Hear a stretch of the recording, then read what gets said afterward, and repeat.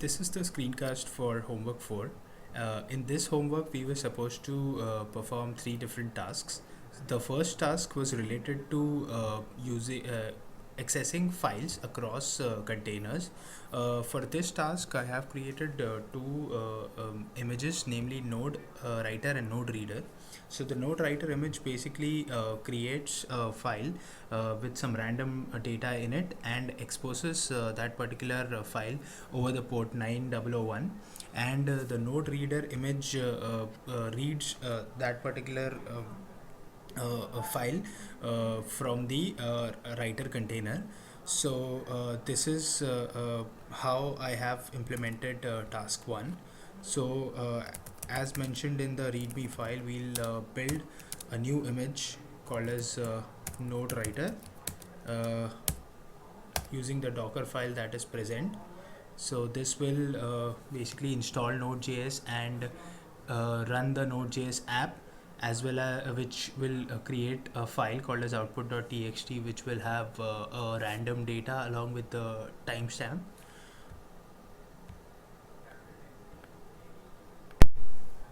So as you can see, the container was successfully built. Now we'll just run the container and give it the name writer.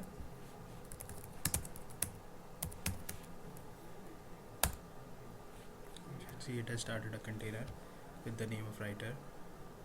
Now we'll build a reader container.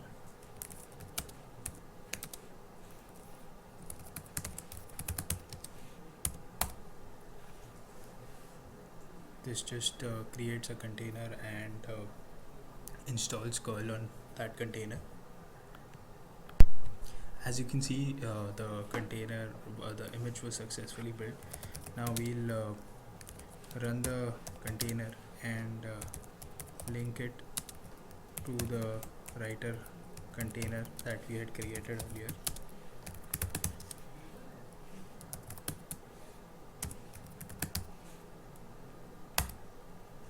So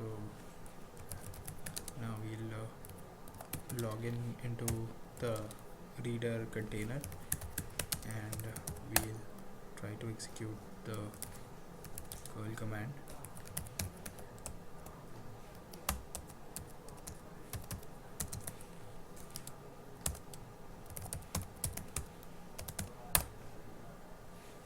And as you can see, this is the current date and this is the data that was pulled. So this is how task 1 was implemented.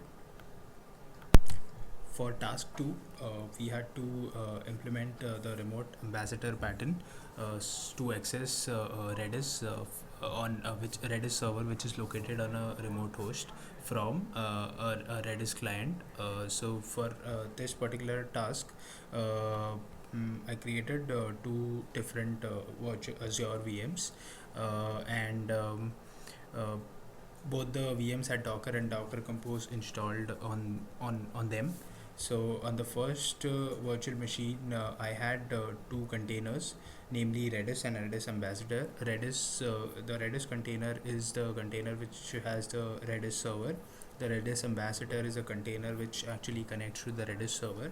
On the second virtual machines, there are 2 containers, namely Redis Ambassador client and client CLI. So Redis Ambassador client is the container which actually connects to the Redis Ambassador on the mentioned endpoint, and the client CLI talks to the remote Redis server using the Redis Ambassador client. So all the containers were started using Docker Compose .yml files, and this is how I have implemented task 2. So this is the Azure dashboard in which 2 different virtual machines have been created. So DevOps Redis is the Redis server virtual machine, whereas the DevOps Redis CLI is the client Redis virtual machine.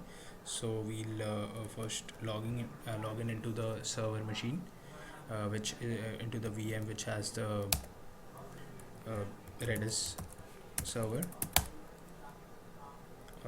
So now I have created a directory as host, which has a Docker compose file, which creates two containers by the name of Redis and Redis Ambassador. So we'll run the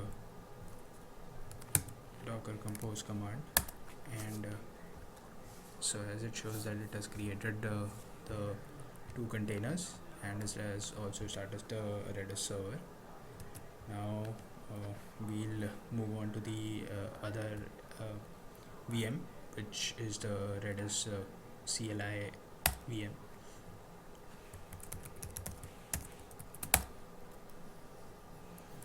This also has a Docker compose file which creates a Redis Ambassador client, and as you can see, the domain name of the server on which Redis is running is specified in the Docker compose file. So we will run the Docker compose command here. So this shows that it has started. We'll start another session.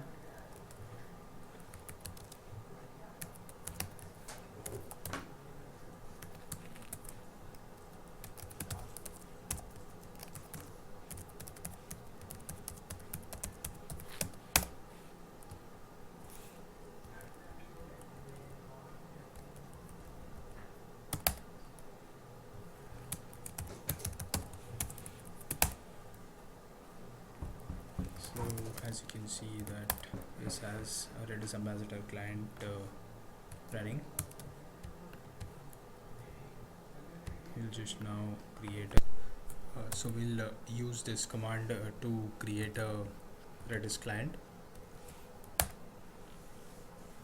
So as you can see, we can set,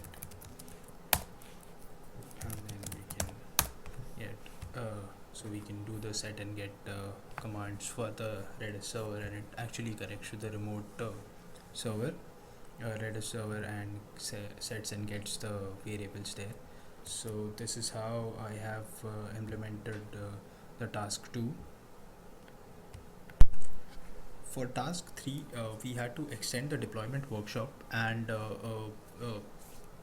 use the post receive hook to create a new Docker image and stop and restart any containers which were already present.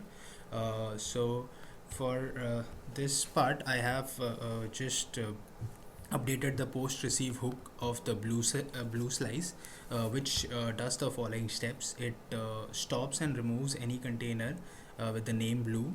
It deletes the pulled image by the name blue underscore image, and it creates a new one with the latest code. It this post receive script also tags and pushes the image to the local Docker registry, which is started at port 5000, and then it runs a container using the latest image that was pulled from the registry. So we'll first check out the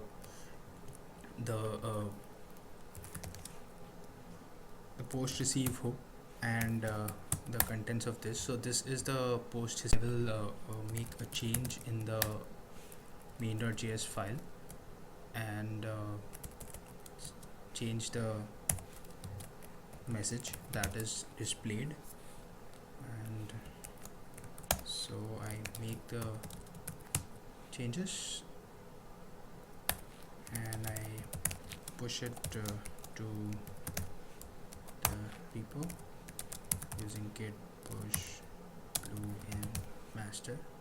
So the post receive hook actually deletes the containers running on the original blue underscore image, and it does go ahead and create a new container, create a new image, and then it will start a new container. This will take some time. So as you can see that the latest Docker image was pulled, and it, it started a container. Uh, so we can try and access the URL at port 9090, and as you can see that we got the changed message. So this is how task 3 has been implemented. Thank you.